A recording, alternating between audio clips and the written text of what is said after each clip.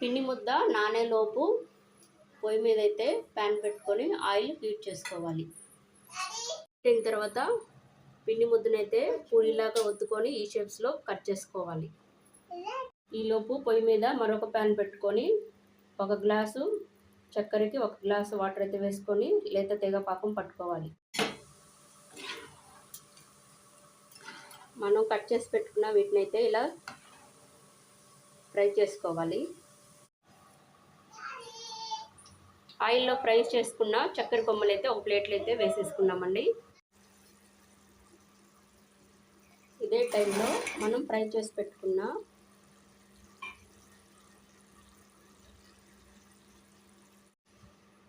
పాకంలో వేసుకున్న చక్కెర కొమ్మలు అయితే